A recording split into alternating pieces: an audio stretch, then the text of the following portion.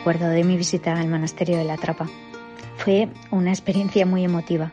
Escuchar a los monjes cantar el canto gregoriano, rodeada de la riqueza arquitectónica de esta abadía, me transmitió mucha paz. Fue como un chute de espiritualidad.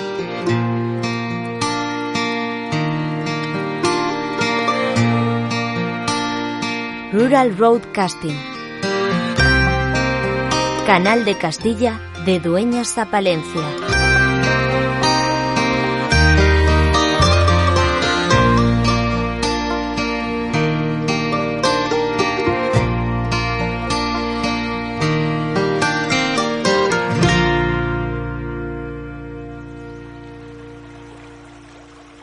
El río que nos ha acompañado hasta ahora, el Pisuerga, nos abandona a la altura de Dueñas, aunque volveremos a encontrarlo más adelante. Desde este punto será el Carrión, su principal afluente, el que acompañe al canal hasta la capital palentina. Esta condición estratégica fue valorada desde tiempos remotos. Ahí está el origen romano de la ciudad de Palencia, la basílica visigoda de San Juan de Baños, la histórica villa de Dueñas o el monasterio trapense de San Isidro. La localidad de Dueñas se ubica en la Álvaro Pajares, historiador y archivero. Comarcas naturales de la Tierra de Campos y el Cerrato, donde podremos admirar las esclusas 37 y 38, el llamado Murallón de Dueñas o la fábrica de harinas La Estrella de Castilla. Su importancia e influencia se debe a su estratégica posición como cruce de caminos y lugar de paso constante de la itinerante corte castellana en pleno camino real de Burgos o de Francia. Aunque en su término se localizan diversos yacimientos arqueológicos de diferentes periodos históricos, fue repoblada por Alfonso III el Magno a finales del siglo IX después de Cristo como una plaza fortificada en uno de los principales vados del Pisuerga. Durante gran parte del medievo fue una villa realenga, perteneciente al patrimonio real. Paradójicamente, a pesar de su importancia en época medieval, sus años de máximo esplendor tuvieron lugar cuando se señorializó en el siglo XV al ser cedida por Juan II a los condes de Buendía, quienes establecieron en ella la cabeza de sus estados señoriales, convirtiéndose en sede de importantes acontecimientos históricos. La industria harinera tuvo un importante peso en la historia del canal y responde en cierta manera a una idea original que proviene del periodo de Carlos I, que propuso la construcción de un canal, aunque no se llevó a cabo, para transportar dentro de Castilla y a otras zonas del reino, llevando grano que tan abundante era en esta región castellano-leonesa y que se pudría en los graneros sin poder comerse.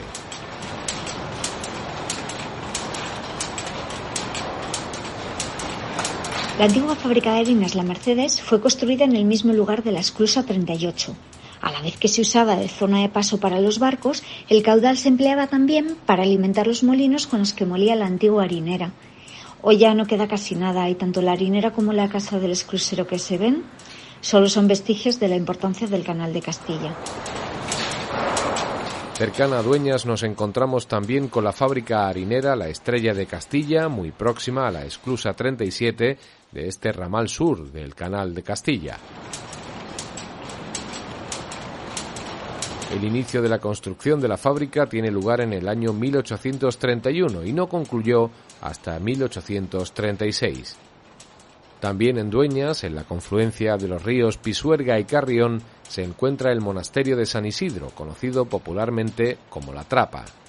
Durante la Edad Media fue uno de los cenobios más importantes y prósperos de toda la península. Procedente con seguridad del siglo VII, su arquitectura narra una dilatada historia.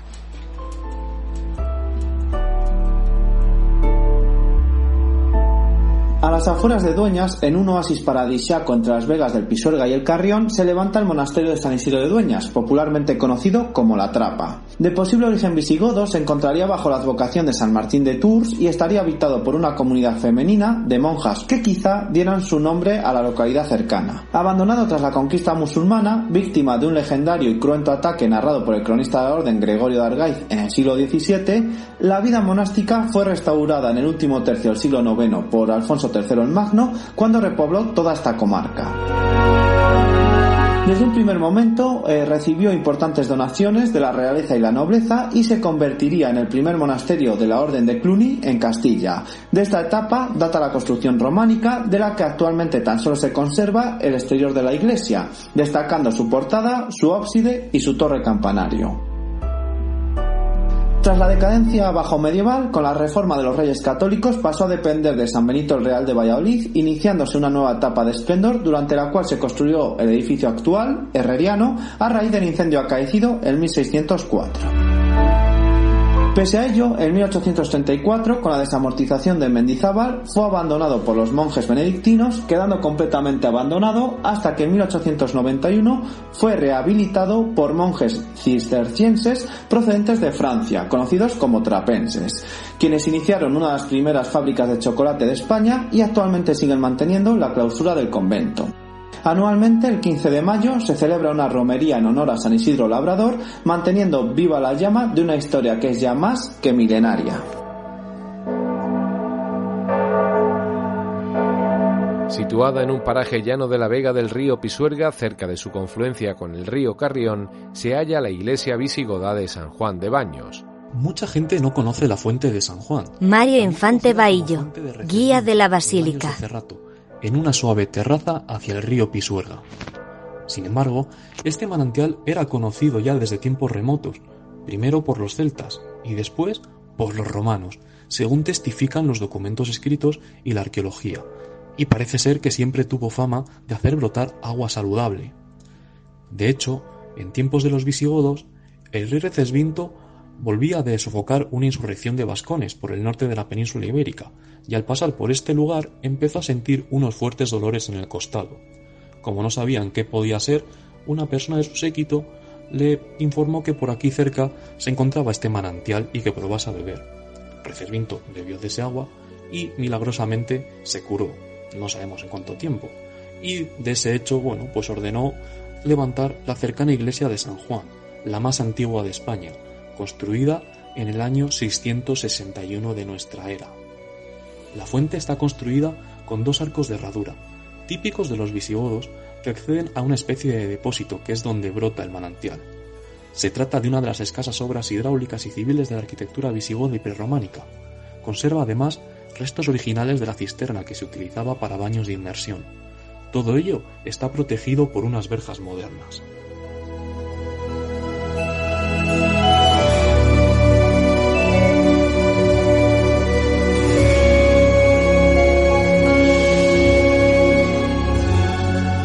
Tradicionalmente, esta fue una zona de cereales bien conocida por los romanos, que construyeron allí villas importantes.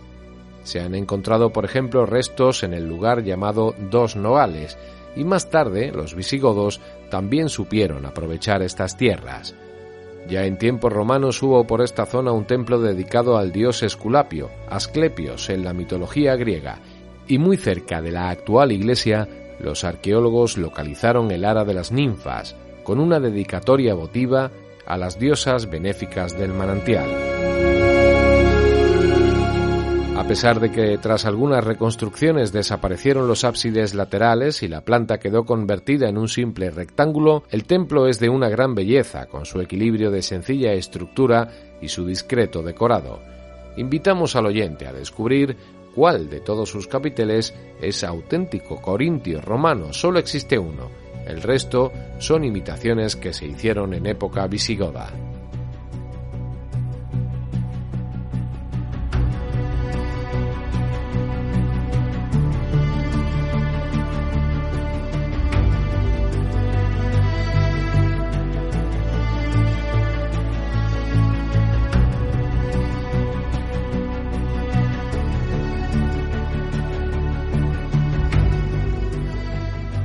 De camino hacia Villamuriel de Cerrato, por la orilla del canal, podremos encontrar curiosas esclusas como las números 34, 35 y 36, que forman un conjunto de esclusa triple para salvar un desnivel de 12 metros.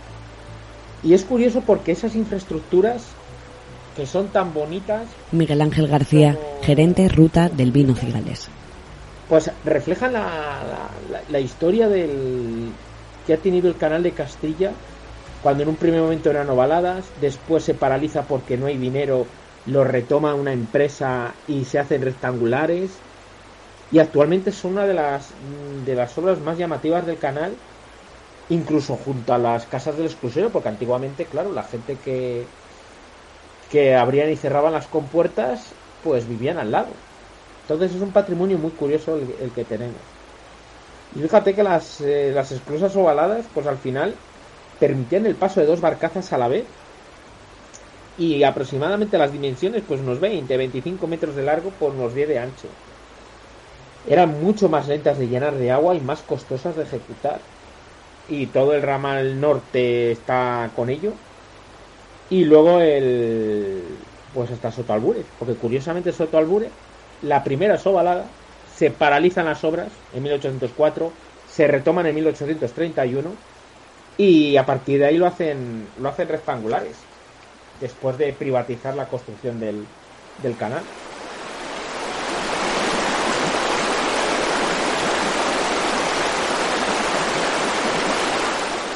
Debido al largo periodo de tiempo que las obras de construcción del canal estuvieron paradas en este sitio, 27 años, y al traspaso de la responsabilidad de las mismas desde el erario público a una compañía privada, este agrupamiento tiene la característica, única en todo el canal, de que el vaso de la primera esclusa, la 34, es ovalado como el resto de las construidas en este ramal y en el norte, y los otros dos, la 35 y la 36, ya construidas por una empresa privada, tienen vasos rectangulares y mucho más estrechos.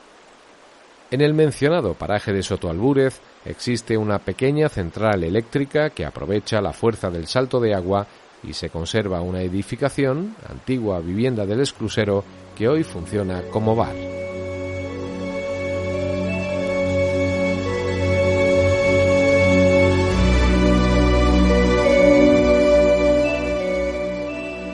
Con la subida al poder de Alfonso III de Asturias, que conquista y repuebla importantes ciudades como Zamora, Simancas y Dueñas, ya en el siglo X las tierras de Villamuriel fueron repobladas como una villa dentro del Alfoz de Dueñas.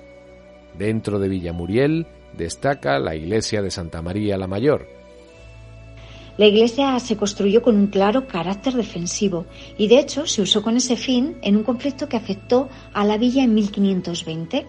Existía un alcázar anexo a la iglesia que era usado desde tiempo atrás por los obispos palentinos como residencia estival y ese alcázar fue asaltado y destruido en un levantamiento comunero.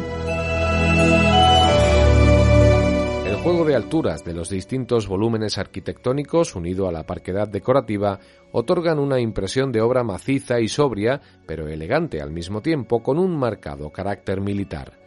La verticalidad del edificio es acentuada en el exterior por la recia torre situada a los pies y orientada al norte, en la que se aprecian dos partes, la inferior, de origen tardorrománico, y el cuerpo superior, que aloja el campanario, realizado a finales del siglo XVI en estilo herreriano.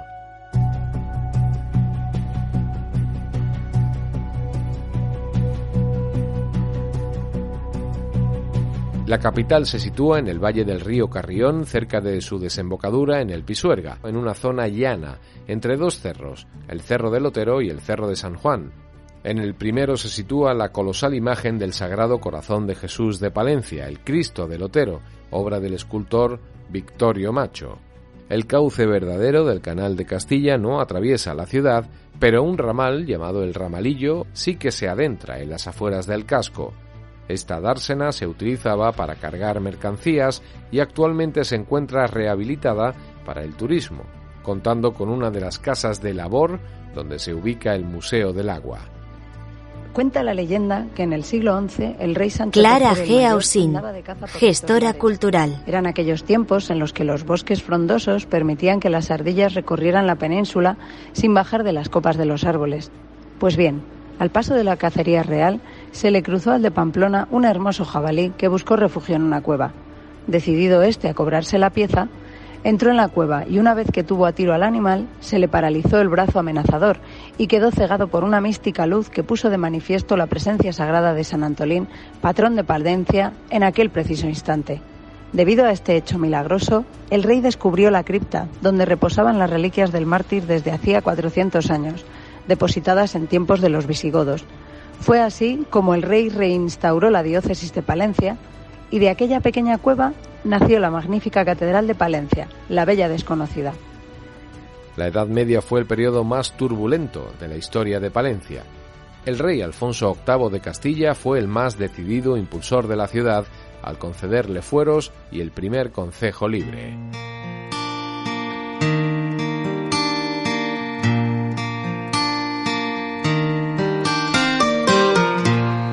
Durante toda la Edad Media, Palencia fue un nombre con mucho reconocimiento debido al poder y la influencia de esta diócesis.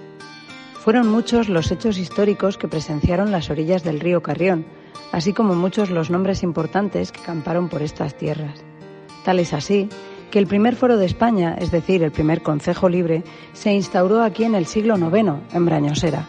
Y tiempo más tarde, el mismísimo rey Alfonso VIII de Castilla también otorgó importantes privilegios a la Palencia del siglo XII, como que con la intervención del obispo don Tello Tellez de Meneses y la preexistencia de unas escuelas catedralicias, se puede considerar que la primera universidad de España nació en Palencia, entre 1208 y 1212.